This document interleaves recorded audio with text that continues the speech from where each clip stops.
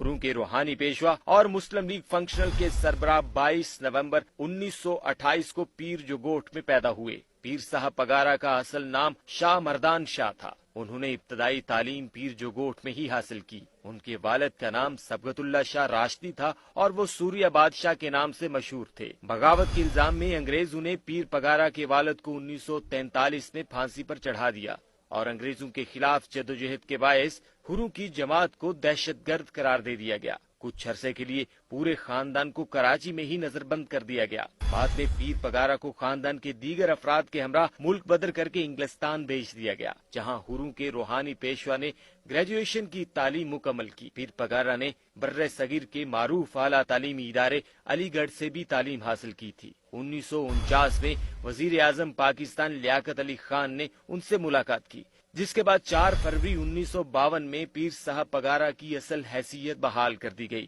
اور ان کی باقاعدہ دستار بندی کی گئی۔ ہروں کو دینی تعلیم فراہم کرنے کے لیے انہوں نے 1952 میں ہی درگاہ شریف میں جامعہ راشدیہ کو قائم کیا اور لائبریری بنائی۔ ایوب خان کے دور میں پیر پگارا وطن واپس آئے اور PNA کی تحریک میں حصہ لیا۔ پیر صاحب کے مریدین نہ صرف پاکستان بلکہ بھارتی ریاست گجرات اور راجستھان میں بھی بڑی تعداد میں موجود ہیں۔ پیر صاحب کی شخصیت میں دوسرے لوگوں کو متاثر کرنے کی صلاحیت موجود تھی۔ پیر صاحب انتہائی رحم دل، بہادر، حوصلہ مند انسان تھے۔ سماجی خدمات کے حوالے سے بھی پیر صاحب خاص شہرت رکھتے تھے۔ وہ گھوڑوں کی ریس کے شوقین، جبکہ پرندوں اور جانوروں سے انہیں خاص لگاؤ تھا۔